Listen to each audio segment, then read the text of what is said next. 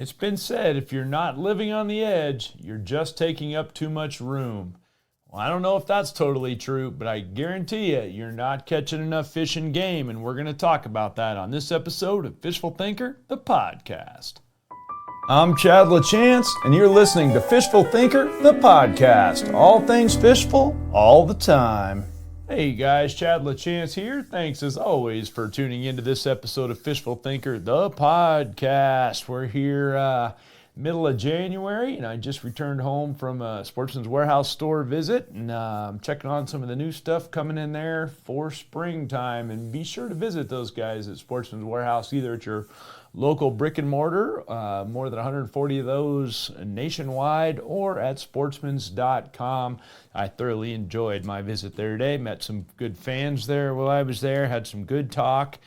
And one of the fans asked me a question, and it made me think about it, and I try to record a podcast every week, and I thought this might be a good one. And the fan wanted to know if he had to keep one thing in mind when it came to locating fish, what would that be? And I pressed him a little bit on what kind of fish, what kind of water. He wanted to stay as vague as possible in his question. He said, no, I'm a multi-species guy. I fish all over the place. I fish for all kinds of fish. I want to know one thing that you are always paying attention to when it comes to locating fish, regardless of the scenario. And I thought about it for a few minutes, and it took me a little bit to come up with the exact answer, to narrow it down, basically. I knew what I was looking for, but I couldn't figure out how to enunciate it, and it finally came down to this. Life on the edge. You need to be on the edge for your day one stuff. And what do I mean by that? Well, back up.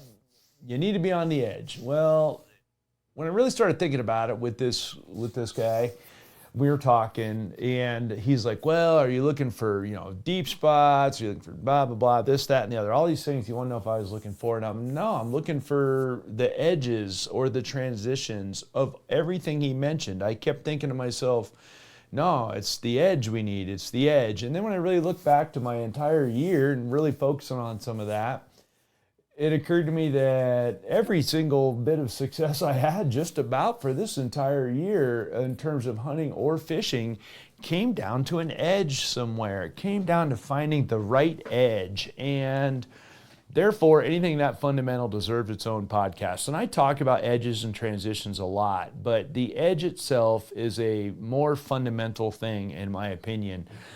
Transition is a form of edge for sure, and that's basically what it comes down to. But what do I mean when I say edges? Well, first let's look at it at the most fundamental level. Big edges are where any sort of population of any sort of natural thing will congregate. So if you consider the human race for a minute, right, and I consider the human race as just the most complicated animal out there, but at the end of the day, we all follow the same things. We need food, shelter, and water. We all reproduce. We all have the same basic concepts, just that humans are a little more complicated because our brain's a little more developed. But we still have the same needs, and therefore we gravitate to some of the same things. Well, if you look at the United States, the population centers at the United States, all around the United States, typically, almost across the board, are on some sort of an edge. And the obvious one is the coast, okay? So let's look at that. If you look at the concentration of population in the United States, they're on one of the coasts more than anywhere else. And another really, and if you think about the coast, it's the distinct edge of the land and the ocean, major edge, okay? People congregate there because those giant edges provide the most variety of things, and I'll get back to that in a minute. Another really pronounced edge where we find lots of people is right here in my home area, which is the Front Range of Colorado. The Front Range is defined basically as the eastern edge of the Rocky Mountains. Well, Colorado's flat, and I mean flat, all of flat, until you get to the edge of the mountains where I live, and literally you'll gain almost 2,000 vertical feet in elevation in 2 miles of horizontal. In other words, it goes from very flat to very steep. That is a very defined edge. And if you look at Colorado and you look at the population centers, literally the Front Range, 80% of the state is on that edge. And then the other major population centers are on the western edge of the Rocky Mountains, which obviously are a little bit west of here. So it's the edge that holds the population. And if you define that down from there, you've got Denver, which is the biggest population concentration in Colorado. Denver is where an edge is bisected by a river. The Platte River comes down, cuts the edge, and bisects it. And anywhere you have a bisection in an edge, you have a high percentage spot. Denver would be a high percentage spot to locate a large population of people. And so it's a major edge that's bisected by another edge. And that's a key thing. And if you narrow it down even from there, you look at any lake. What is the most valuable real estate in any area? It is the waterfront real estate, because it is an edge, and therefore it is the most desirable edge. And when it's desirable, it's worth the most amount of money. And so people, again, will congregate there. And to get away from people, if I start looking at, say, pheasants, it happens to be pheasant season or just wrapped up, pheasant season, we walk giant cornfields, but we don't walk the whole cornfield. We walk the edges of the cornfield because, again, the birds will congregate at the edges in there. So it's the edges that we work. When I look back at my antelope season and I'm hunting antelope, the antelope I shot was right on the edge of a bedding field and a food field. And antelope will roam more than a lot of other things out away from edges, of course. But if you want to intercept one, doing that at an edge is a good call. And I want to point out that an edge can be defined as two different food groups together in the same field, right? A cornfield that butts right up against a wheat field. Well, that edge provides the wildlife two different food sources as well as a cover crop.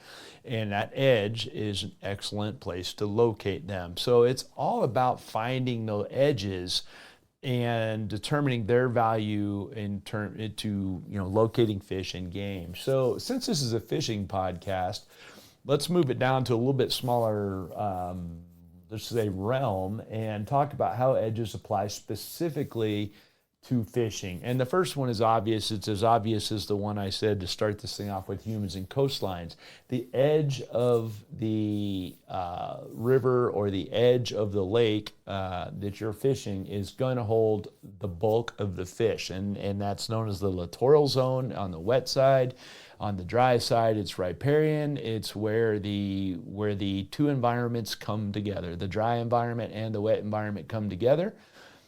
Those edges hold the most amount of life, because anything that lives there has the opportunity to feed or take cover on either side of that edge. And so things that come to mind obvious to me are things like bullfrogs, or any other frog for that matter. Big numbers of them around the edges of the lake, okay? Any sort of insect, water-dwelling insect, any sort of water birds, all around the edges of the lake. They nest in the edges. All of those edges make a huge difference for the numbers of fish. Now, a little bit less obvious than that would be a defined drop-off. And when I say defined, I mean a sharp break, a drop-off. And drop-off is the edge of deep water and shallow water. And that becomes an excellent spot to fish. The deep water itself isn't typically the scenario, and nor is the shallow water. It's typically the edge that makes the difference. So let's say I'm fishing a creek channel. I'll typically fish both edges of the creek channel, not the middle of the channel, or at least I'll start there and make the fish prove me wrong. All other things being equal, I'll beat the bank on the lake and make sure the fish aren't there, because if they are on the edge, they're easier to catch. If they are on that shoreline edge, they're easier to catch. And again, it doesn't matter to me what kind of fish it is, whether they be walleyes, bass, or trout, doesn't matter. If they're on that shoreline edge, I can catch them easier because I can keep track of my depth ranges. I got visual targets to throw near or around. Just in general, it's easier. but they could be on an offshore edge, like a drop-off of some sort that would be defined as an edge, or a bottom content change where the bottom of the lake is otherwise the same except for an edge of a concrete boat ramp, or the edge of going to rock to gravel. Transition area was another way to put that, but I would call it the edge. And the more defined it is, the better it will be. So something like the end of a dam, you get to a dam and the edge of the dam is very much more important than the dam itself. And it's because the transition at either end of the dam, the rocks, the riprap that forms the dam face will then transition to a natural bank at one end or the other. Also, the rocks that form the dam face will give you a hard edge at the bottom of the dam, and that's real. Oftentimes see my boat is working right over the edge of the foot of a dam if it's in a reasonable depth range. Oftentimes it's too deep, but if it's not, that rock edge at the bottom of the dam is an excellent call. Another really defined edge that is a famous one, more in bass and walleye than anything else, but also for crappies, is going to be a roadbed. And a roadbed is no different than a drop-off. Typically, it's the other way around. A lot of time they're raised, but even if they're not raised, they're going to have the remnants of the road there, whether it be gravel or whatever the case is from what the road was before it was inundated. And roadbeds are fantastic places to fish. And just like I would with a ditch or a creek channel, I'll fish the edges of that road more thoroughly, or at least first, and make the fish prove to me that they're scattered equally around there. So that's a very defined edge. Another really defined edge can be a mud line in the water, where the water gets stirred up and it gets mud in the water, and that mud will generally form a line between it and the clear water. The water gets stirred up from either boat traffic or wind, and muddy banks will form that mud line. Those mud lines are best when that edge is most defined. In other words, when that mud line is relatively new. As the mud line ages, over the course of a couple of hours, the edge will become far less defined and it won't be as good to fish. So that's a key thing about any sort of edge that I'm going to target as an angler, is that edge. The more defined it is, the better it will be as far as me catching fish. And also the more precise I can be with my casts to catch fish. The less defined that edge is, the more area I may have to work to make sure that there aren't fish, or are fish, as the case might be, on that particular edge or around it. So typically when it comes to edges, I'll work right down the edge first. But while I'm doing that, assuming I contact fish on that edge, I will also make some exploratory casts off either side of the edge, whether it be up onto the shallow side or off onto the deep side. Anything like that. If it's an offshore edge, I will make some exploratory casts all the way around it. If I'm fishing a bank edge, then I will occasionally make some casts away out into more open water, again, just to keep the fish honest, in case the fish are not heavily concentrated on the edge. It is my experience that the more stationary the fish get, the more specific to the edge they'll be, and the more that they are loose and roaming, in other words, maybe actively feeding times, they'll loosely relate to the edge. They'll more or less be there, but they won't necessarily be right on the edge while they're actively feeding or the wind's blowing, stuff like that. But in general, you want the most defined edges you can get, and then you want to work as precisely on that edge as you can. And if I can, I want my cast typically to be parallel with that, or maybe at a 45 to it, so that they spend as much time as possible with my lure somewhere right around the edge zone right there. Other excellent edges could be weed lines. Weed lines are a very classic one. Anywhere we have submerged or for that matter, emergent vegetation, the edge of maybe offshore what am I trying to say, like cane grass or cattails or something like that, the edge of lily pad fields. You might have lily pad fields where there's fish all over the place in the lily pads fields, but you catch them on the various loosely defined edges that work all through those lily pad fields. It's very rare that lily pads are consistent all the way across. There's typically various edges as the bottom content changes or the depth changes a little bit, and those edges are where you will often find the bulk of your fish. So again, we're back to how defined is the edge, and and that may dictate how tight the fish or game, for that matter, will use that edge. So that can be important.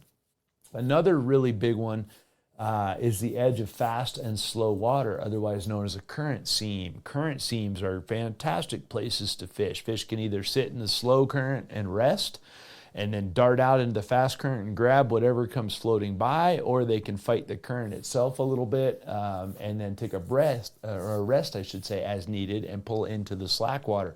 But the edge of fast and slow water is very, very good scenario a lot of the time as well. And when it comes to fishing seams, the biggest thing needs to be is what direction do I need to bisect that seam to come across in front of a fish's peripheral vision, because one thing you can count on fishing current is which direction they're facing. So I can dictate a little bit which direction my lure will come into their vision that way. Does it come straight down current right into their face? Does it come in from their peripheral, which is almost always my preference?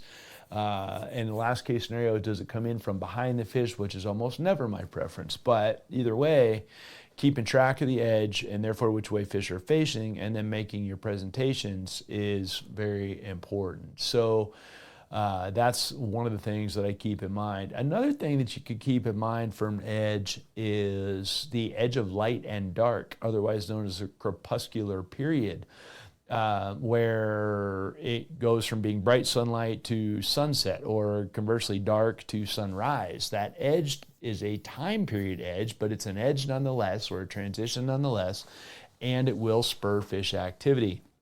Along those same lines, shade lines. Shade lines can be fantastic. Anywhere you've got anything that's creating shade on the water, the edge of the shade and the non-shade is really good.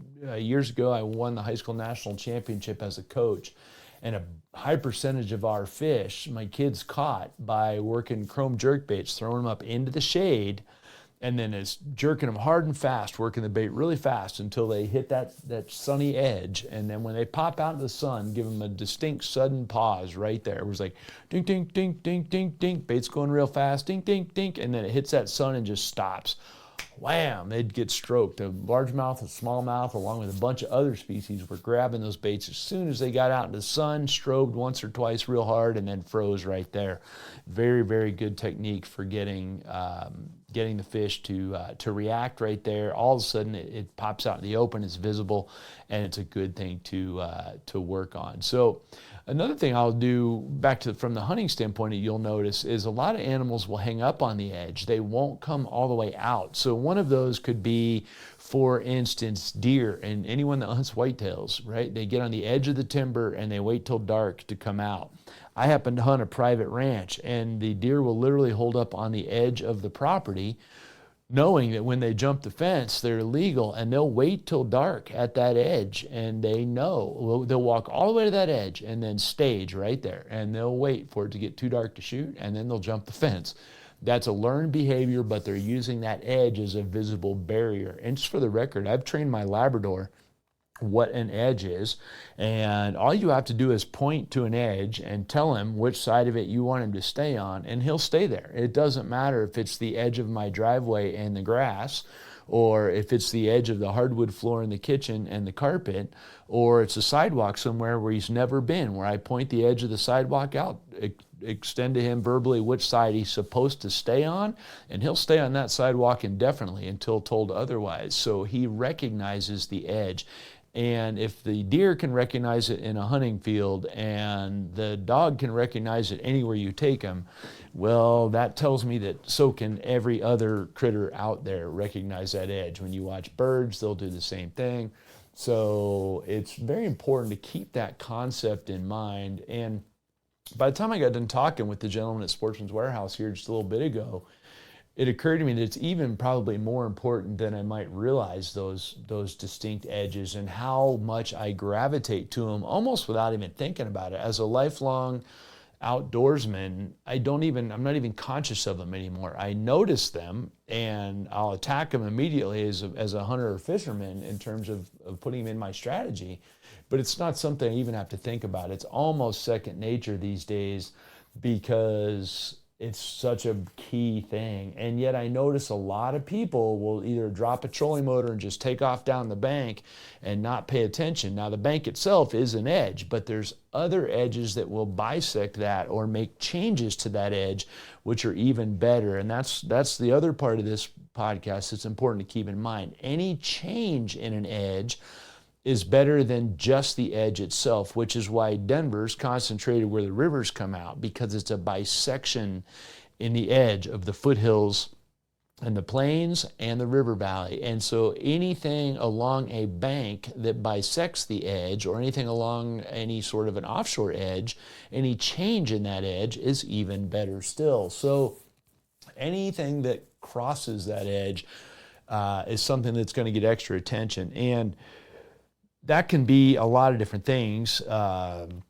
It could be a laydown, which is just a good piece of cover sticking out off the edge, but it could be a structural thing, like the edge of the lake where a secondary creek arm comes in, and now we've got, two different edges. We've got a drop-off edge on the edge of the lake that's 90 degrees to the edge of the lake.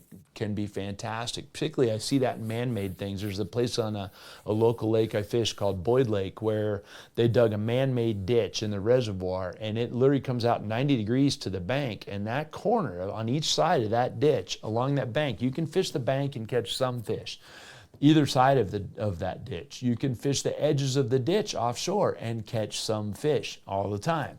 But if you fish that corner, you can catch at least a fish or two every time in one or two casts. You just got to make precise casts to the corner of the two edges. So anywhere two edges come together is an even better spot than either one of the edges alone. So I get it, guys. It's a basic concept, and a lot of people think it through, but it's so fundamental that, and having guided for 20 years, seeing guys not notice why we're fishing there when I ask them, and I do that. I play devil's advocate. Why do you think we're fishing here? And see if guys can figure out why I picked that spot as a guide.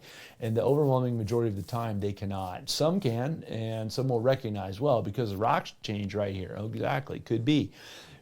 But unless it's very defined, most of them don't see the change. And that's why I figured it's worth talking about. It's worth putting into your fishing. I don't care if you're a fly guy drifting flies down current seams and really reading the edges. And by the way, if that current seam has some other bisection in it, well, then even better, right? And so you could be that. You could be a walleye guy trolling specific lines to stay on an edge, or a bass guy that's beating banks and fishing weed line edges, or a crappie guy that's dropping straight down a shade line edge. But whatever it might be, focusing on those edges is very important. It will help you narrow down a bunch of water. And if you do locate a bunch of fish on an edge, well, then maybe make exploratory casts, a full cast length on either side of it maybe, and see if the fish are more concentrated on one side or the other. But either way, the edge will help you locate where the fish are and where you can get them to bite, and also refine your casting angles in relation to that edge, and that'll help you catch a whole bunch of fish. So hopefully the fundamental podcasts like this, guys, are not too basic. If they are, shoot me an email, chat@fishfulthinker.com. If you have an idea for a podcast, that'd also be great. I would love to do that. We do a lot of podcasts. I love doing them, but doing one a week, and I can't assume that everybody thinks like me. So if you've got something specific you want to see or want me to talk about, let me know. I would love to do that. You can, again, email me that. You can also join the conversation at Fishful Thinker on Facebook, Instagram, or TikTok. We'd appreciate that very much. And if you have questions, you might go to our YouTube channel, because there's 600 and some videos up there. A lot of stuff we talk about in the podcast has been addressed on video there. And we'd love it if you'd mash the subscribe button while you're there, get the notifications, and help us grow that channel out.